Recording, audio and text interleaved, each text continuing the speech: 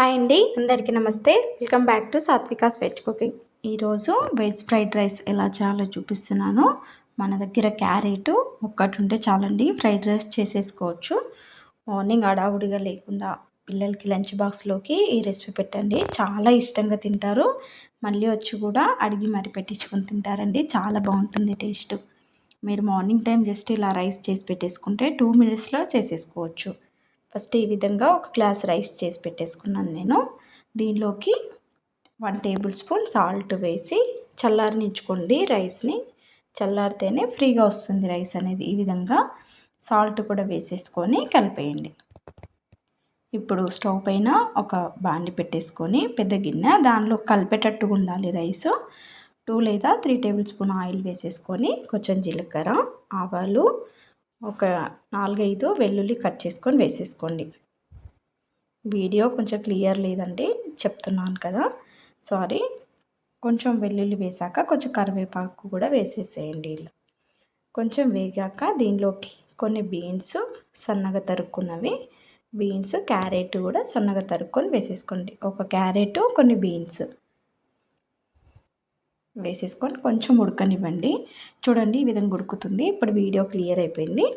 ఇలా ఉడికినాక కొంచెం కొత్తిమీర కూడా యాడ్ చేసుకొని ఒక 2 seconds అలా కలిపేయండి. చాలా త్వరగా అవుతుందండి ఇది రెసిపీ అనేది. పిల్లలు కూడా చాలా ఇష్టంగా తింటారు. ఇప్పుడు దీనిలోకి రైస్ కూడా వేసేసుకోండి. సాల్ట్ వేసాం కదా, సాల్ట్ ఏం వేయకుండా జస్ట్ రైస్ వేసేసుకొని దీనిలోకి పెప్పర్ పౌడర్, మిరియాల పొడి ఉంటుంది కదా, 1 టేబుల్ స్పూన్ యాడ్ చేసుకోండి.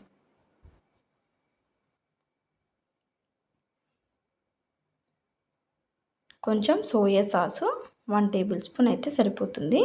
ఒక గ్లాస్ రైస్ కొలతలు చెప్తున్నాను నేను. 1 టేబుల్ స్పూన్ సోయా సాస్ వేసేసుకొని ఒకసారి బాగా రైస్ పట్టేటట్టు కలిపేసుకోండి. చాలా ఈజీ అండి ఈ రెసిపీ చేసేసుకోవడము. పిల్లలు కూడా చాలా ఇష్టంగా తింటారు.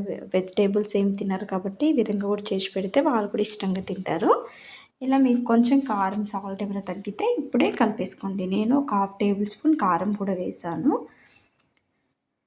సాల్ట్ అయితే 1 టేబుల్ స్పూన్ సరిపోయింది. ఇప్పుడు మరొకసారి కలిపి మొత్తం రైస్కి పట్టేటట్టు బాగా కలిపేయండి. మీరు కావాలంటే లెమన్ వేసేసుకోవచ్చు దీంట్లో. నేనైతే ఏం యాడ్ చేయట్లేదు, మనం పెప్పర్ వేసాం కాబట్టి అది సరిపోతుంది ఫ్లేవర్ అనేది. సోయా సాస్ వేసాం కాబట్టి చూడండి ఎంత కలర్ఫుల్గా ఉందో. మీరు కూడా ఈ రెసిపీ తప్పకుండా ట్రై చేయండి, చాలా బాగుంటుంది టేస్ట్. అంతే అండి, చాలా ఈజీగా చేసేసుకోవచ్చు.